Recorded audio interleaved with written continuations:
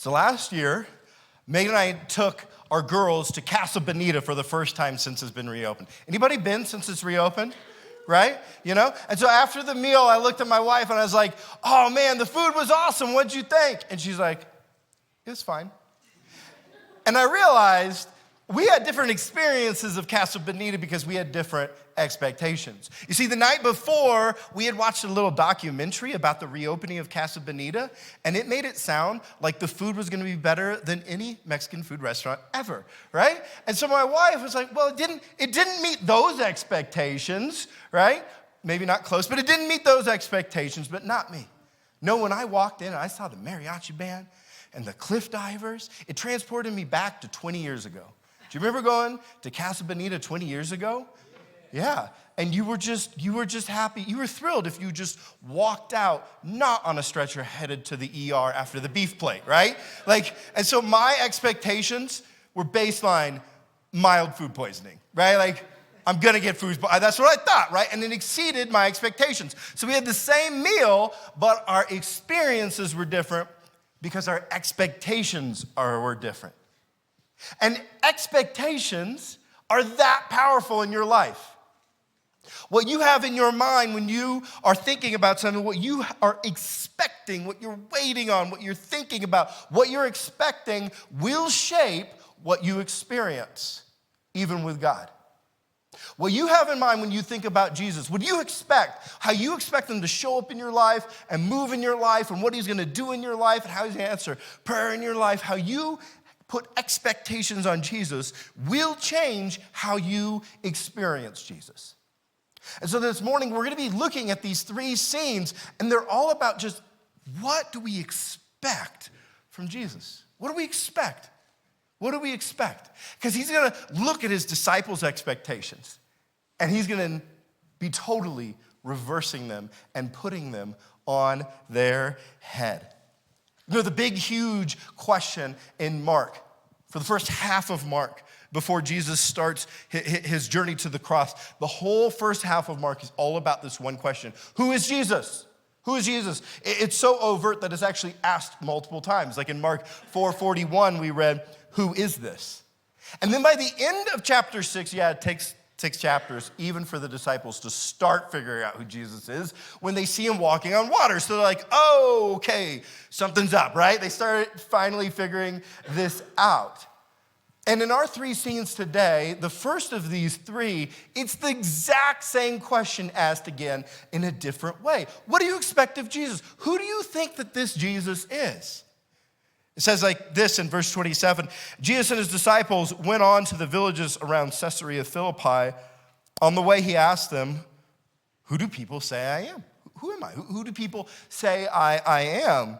They replied, some say John the Baptist, others say Elijah, still others, one of the prophets.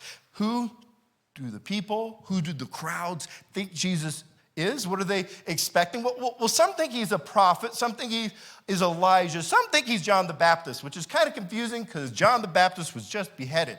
And so Jesus would have either had to already be resurrected or he's like a walking dead zombie. I don't know how it works out, why they were thinking that. But they're super confused. The crowds don't know who Jesus is. They don't know what to expect out of Jesus. And Jesus understands this, and so now he turns to his disciples, and he asks his disciples the exact same question. Verse 29, but what about you, he asked. Who do you say I am? Peter answered, you are the Messiah. Jesus warned them not to tell anyone about him. Now notice when Jesus asked, okay, what are the people? What are the crowds? Who do they think I am? They didn't list Messiah as one of the possibilities. But now when Jesus asks his own disciples, when he asks Peter, and Peter says, correctly, you are the Messiah. You are the Messiah. But the big question is, what does Peter have in mind when he uses this word Messiah? And is it the same thing that Jesus had in mind? That's the question. What are you expecting from the Messiah? Because have you ever been in a conversation with someone and you realize that they use a word differently than you use that word? Have you been there, right? This happened to me 2 summers ago with the word lit. because I am on the wrong side of 40. And so I was mountain biking, and I was like up on, mountain biking, and I ran into this, I didn't run into him with my bike, but I saw this younger guy, and we got to talk. He was like 18. And when I use the word lit, I mean like lighting a campfire or lighting a stove, because yeah, that's how old I am. But no, he kept saying that bike is lit. It's like, dude, I'm just a rad little 80s baby. I got no idea what you mean by the word lit. He was using this word differently than I was, and so it was confusing. Sometimes we use words in a way that is different from someone else, so we've got to get on the same page, right, if we're going to understand each other.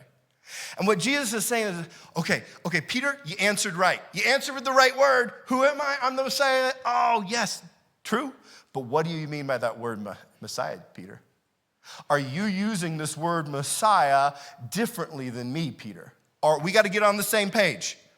I'm glad you can answer correctly, but we got to get on the same page with what you expect from the Messiah and how you define this word Messiah.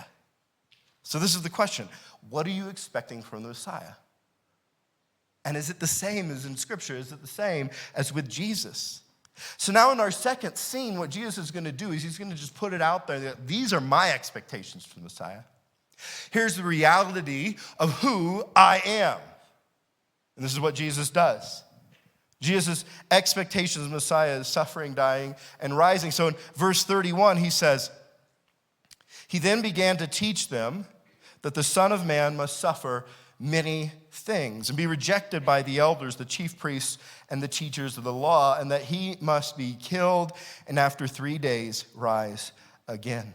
Jesus' expectation as the Messiah is suffering, dying, and rising. And so what he does is Jesus is actually fast-firing references and prophecies from the scope of the Old Testament to make sure that everyone knows that he's claiming to be this Messiah that has been prophesied about for hundreds of years. And so the first thing he does is he calls himself here the Son of Man, which is a reference from Daniel chapter 7 that's talking about, among many other things, how the Messiah would have an everlasting kingdom. And then he says the Messiah is expecting to suffer. And that's a prophecy from Isaiah 52 and 53. He says the Messiah is expecting to be rejected. That's a prophecy from Psalm 118 that talks about the cornerstone that God chose being rejected. He talks about the expectation of the Messiah being killed. That's a prophecy from Psalm 22. He talks about this expectation that the Messiah is going to be raised from the dead after 3 days. That's a prophecy from Hosea 6. So what Jesus is doing is he's looking out at all the scope of the Old Testament. And he's like, that Messiah God's been talking to us about for hundreds of years? I'm that Messiah. And in case you've gotten your expectations turned around, in case you've gotten this word Messiah wrong, I need you to understand the truth of the Messiah. That I'm this Messiah that all these prophets have been talking about. Jesus' expectation as the Messiah is suffering, dying, and rising. That's what he wants to do. He wants to correct his followers in their expectations for the Messiah. But what happens next will make you realize they're not on the same page. They have a very different expectation for who the Messiah is. So we read this in 32, which always blows my mind. He spoke plainly about this, meaning Jesus is speaking plainly about himself as the Messiah to his disciples. But look what happens. Peter took him aside and began to rebuke him. Dude, really? Peter? Can you imagine if tonight you went to a lecture on theoretical physics by Stephen Hawking? And there's like thousands of people in the room, right? And you're listening like this, and then he says something you don't like, and you go down, you march down, you interrupt him, and then you wheel him over to the side, and you're like, Stephen, I really think your theory and your mass on subatomic particle movement is just totally off, right? That would be wild. Like, that would be ridiculous, and it'd be really insulting. But that's exactly what Peter's doing, except it's even worse because, Jesus is God. Verse 33, but when Jesus turned and looked at his disciples, he rebuked Peter. Get behind me, Satan, he said. You do not have in mind the concerns of God, but merely human concerns. Yeah, that's not the never offensive plush doll Jesus our culture has made up, right? Have you heard this story before and you're like, well, what do you mean, get behind me, Satan? Like, why would he say that to Peter? Here's why this is what it means. That Jesus said to Peter, get behind me, Satan. When Jesus' ministry first started, like the first thing he did is he walked out into the wilderness to be with the Lord. And in the wilderness, he found the Lord, but Satan also came to him. And Satan gives him 3 temptations. And they're all a little different, but they're all trying to accomplish the same thing. They're all trying to get Jesus to be tempted to, instead of sacrificing himself, instead of giving himself, instead of dying for us in our sins, to take his power and use it to take up worldly power. And so essentially what Satan is doing, he's trying to get Jesus to focus on human, worldly concerns, worldly power, instead of spiritual power and godly concerns. And it's the same thing Peter is doing here. Because Peter has a different expectation for Jesus. And it includes Jesus, as we're going to see in a minute, taking worldly power, not dying. And so when Jesus is like, I'm going to suffer, I'm going to die, I'm going to rise, Peter's like, no, come here, Jesus. No, that's not how it is. And that's why he's correcting him. Which brings us to a key question in the passage. What were the disciples' expectations for the Messiah? Remember, they're Jewish people, and so they had been expecting Messiah for hundreds of years, generation after generation after generation. And what it appears like from Scripture to me is that the disciples had the same expectations that the rest of their society mostly had about the coming Messiah. Like, have you ever wondered why did the Jewish people, after waiting so long for the Messiah, miss him when he came? Well, the answer is all about expectations. It's all about expectations. Our desires shape our expectations. Our expectations are shaped by our desires, even for God. So here's what happened historically. In 63 BC, the famous Roman general Pompey, he invades Israel, and he conquers Israel, and so they're a conquered nation. This is about 90 years before our story today, and prior to that Roman invasion of Israel and occupation of Israel, their expectations for the Messiah were all over the place. Some Jewish people, they expected 2 Messiahs. Some expected a politician to be the Messiah. Some expected a prophet to be the Messiah, and so they had all these different expectations, but then after the invasion by Pompey and Rome is oppressing them and over them, gradually over the generations, what happened was that they began to expect that the Messiah was going to be a military leader who would come and militarily crush their enemies like Rome. Actually, this is such a mainstream thing in first century Judaism that 100 years after this story in 132 BC, 132 AD, 132 AD, most Jewish people backed a military leader named Simon Bar Kokhba as the Messiah. So they rejected Jesus because he said, oh, hey, I've come to suffer, die, and rise. But 100 years later, they believe in this guy named Simon Bar Kokhba because he said, hey, I'm here to be a military leader and crush Rome. And they believed of him as the Messiah until he lost and died, right? Which they stopped believing. Now, why this expectation? Well, what happened is that their hearts, more than anything else in the world, their hearts began to desire more than God, more than salvation, more than forgiveness. Their hearts began to desire someone to save them from Rome. Their hearts began to desire this military solution. And so they allowed their expectations from the Messiah to be directly informed and shaped by that desire of their heart for a worldly solution. This was even true for Jesus' own disciples, which is why Peter pulls Jesus over to the side. No, Jesus, you can't suffer. No, you're supposed to be this military leader. Don't you get it, Jesus? So how in the world does this shift in expectations happen? Well, our desires shape our expectations. Our desires shape our expectations, even of God. Here's a picture of the Egyptian god Neper. And those are not actually churros. The churros are delicious. That is wheat. And so what happened was, in ancient Egypt, it was an ancient agricultural society. And so it was all based on the crops you grew. And the main crop was wheat along the Nile River. And so what they really needed was a God to answer their prayers, to give them a good crop, to give them more wheat. And so they would pray to the gods, and they would pray to the gods, and eventually they just made one up that would give them what they desired. Their desires became expectations that literally shaped a new God. We all do this. As Jesus says in verse 33, we have human concerns. So we desire things that are not God, and we reshape God, and we reshape our view of God to fit our own desires. Our desires shape our expectations, even of God. So as we come to the third scene of this story, we know that Jesus' disciples, they have very different expectations for Jesus than he had for himself, right? They weren't defining this word Messiah the same as Jesus was. They had different expectations from the Messiah than Jesus had. And so Jesus has corrected their expectations for him, but now he needs to correct their expectations for what it will look like to follow him. Here's what Jesus says to expect if you are going to follow him. Spoiler alert, it's not easy. Verse 34.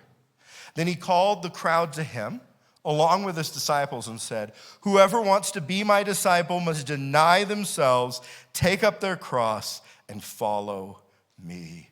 Following Jesus is more than just saying you are.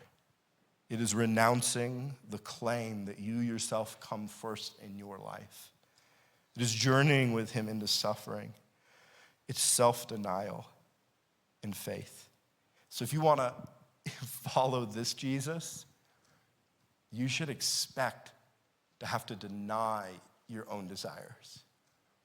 You should expect to suffer. Anybody want to put their name on the sign-up sheet? It's hard, right? It's hard. Next, Jesus says this in verse 35. For whoever wants to save their life will lose it, but whoever loses their life for me and for the gospel will save it. Whoever desperately grasps on to the comforts and luxuries and ambitions of this world and this life will lose their life.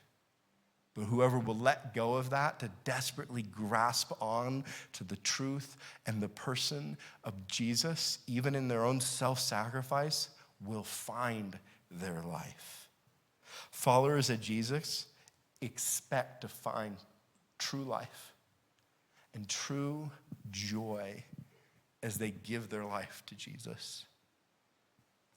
Verse 36. What good is it for someone to gain the whole world, yet forfeit their soul? Or what can anyone give in exchange for their soul? Now, I hope I'm not the first one telling you this, but someday you will die. Probably not today. Maybe, no, but probably not today, right? But someday, and yet your soul is eternal. So what will it be worth sacrificing in this temporary life for the next months or years to gain an eternal life with Jesus? It's almost like a math equation that Jesus is setting up. What would it be worth in this 80 years of this life to ensure that you spend the 80 billion and more of the next life with me? And the answer is, well, everything. Everything's worth it. My life is worth it. Every bit of comfort, everything is worth it. Even the rich leave their riches at the door of the grave. So it just makes sense. Even the rich leave their riches at the door of the grave. So it just makes sense to give it all to Jesus for the life to come. Verse 38, if anyone is ashamed of me and my words in this adulterous and sinful generation, the Son of Man will be ashamed of them when he comes in his Father's glory and with the holy angels. The world has always shamed followers of Jesus for what we believe. Even Even here, before Jesus has died and resurrected, he's like, yeah, there's gonna be people who shame you and your beliefs. There are gonna be people who shame you for your life because you're trying to follow me. Over the last couple of years, one of the heartbreaks of my life has been watching multiple old friends lose their faith. And it just has been back to this idea of like, they could not tolerate, they could not endure the world and people around them shaming them for having a biblical set of beliefs that are focused on Jesus. But if you change your beliefs, if you change your expectations, because the world is shaming you, you're revealing that your true Lord is the opinion of others, not Jesus. So how should followers of Jesus, how should we expect to live?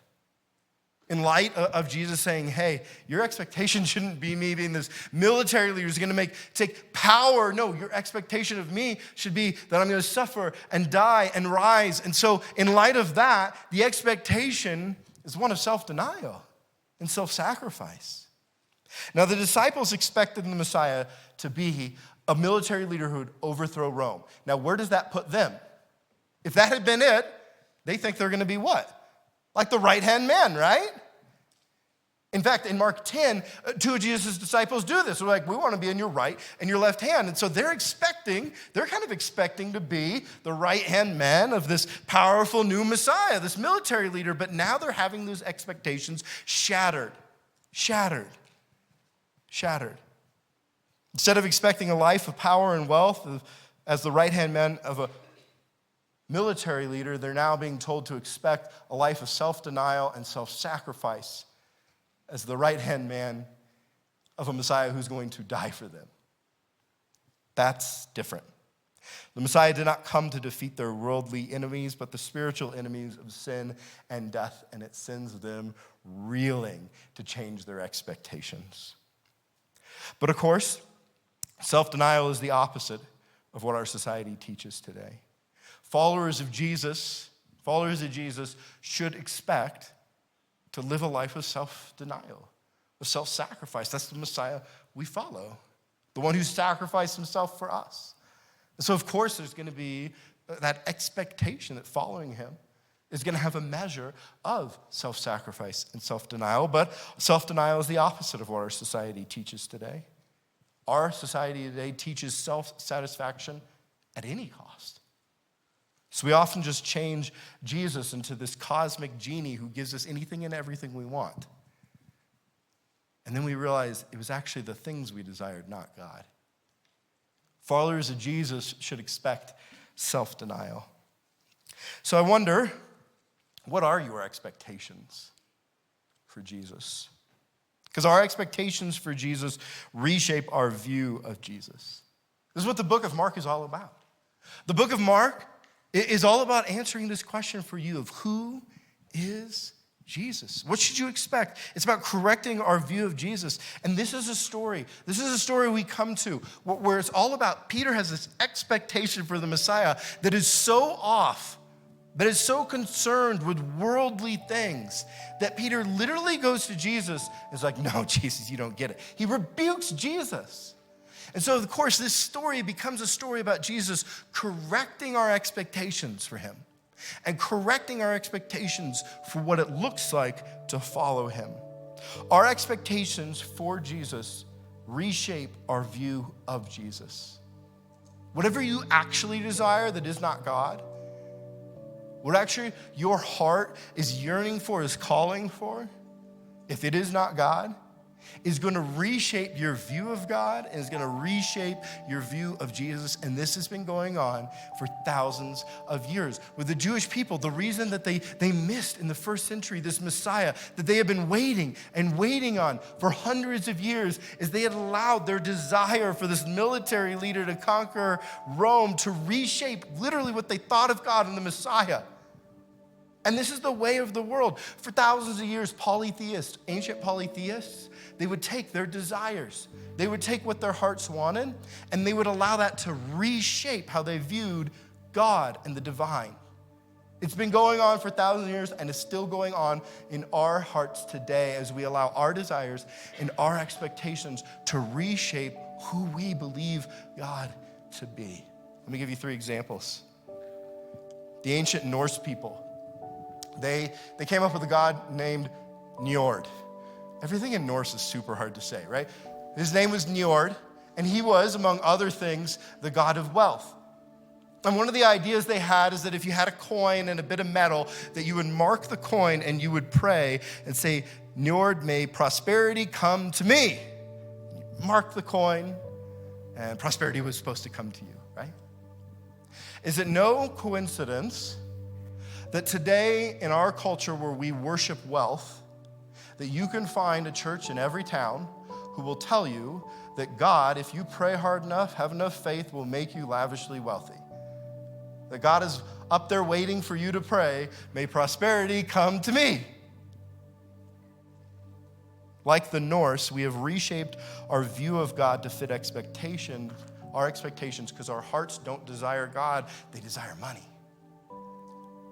The ancient Greeks, they created this god named Hemeros, and he was the god, his name actually meant sweet, and he was the god that was the personification of lust.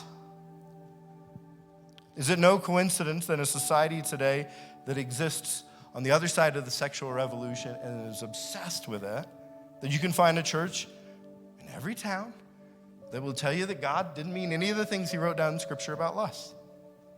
Like the Greeks, we've reshaped our view of God to fit our own expectations, because our true desire is not for Jesus. Our true heart's desire is for our own self-satisfaction. Or the Egyptians. This is the first Egyptian pharaoh, his name was Narmer, who declared himself to be a god. That took some bravery, right? So this is the first pharaoh to declare himself to be a god. And what had happened, why it was possible, was because over the years in Egypt, politics had begun to take center stage in everybody's life. And so they began to see Pharaoh as divine, as different, until the pharaohs began to literally say, I'm God. And the people went with it. Is it no coincidence that in a society today that is obsessed with politics, in our society today that more and more politics are at the center of our society, that both sides claim Jesus and demand ultimate allegiance to your life? Like the Egyptians, we have reshaped our view of God around our own expectations, because our true desire of our heart is not for Jesus, it's for power. Our expectations for Jesus reshape our view of Jesus. So do you see what we're doing? We're doing the same thing that has been going on for thousands of years. We've been taking what our hearts actually desire, that is not God. We've been taking what we want. We've been taking our expectations, and then we reshape God in our own image. Just like the first century Israelites had reshaped the Messiah in their own expectations, and so they missed him. Just like for thousands of years, the ancient polytheists, they would literally make gods, shape gods in the image of their own desires and their own expectations. We now are doing the same thing. We are reshaping God in our own image. As Voltaire, who wasn't even a follower of Jesus, was able to see, he said, in the beginning, God created man in his own image, and man has been trying to repay the favor ever since. Our expectations for Jesus reshape our view of Jesus. So I beg you to desire Jesus. I beg you to place your heart in Jesus, to want him. The only correction for this is to actually have your heart desire Jesus, to know Jesus, to be with Jesus more than the money or the power or the self-satisfaction. Because if those things become your gods, you'll reshape God to fit in. We follow a Messiah who sacrificed himself for us, so that we, through grace, can have faith in him and be saved now and for forever. And so, of course, this Messiah of self-sacrifice instead of worldly power, who died for us instead of worldly concerns. He does not promise we will gain money. He does not promise we will gain wealth. He does not promise we will gain self-satisfaction. He does not promise that we will gain power. Instead, he expects us to forfeit ourselves in a life of self-sacrifice and self-denial. And that sounds so very hard until you hear his question. In verse 36, what good is it for someone to gain the whole world, yet forfeit their soul? What good is it for someone to gain the whole world, yet forfeit their soul? Let us gain Jesus. Let us have hearts that actually desire Jesus. Let us have hearts that actually expect Jesus.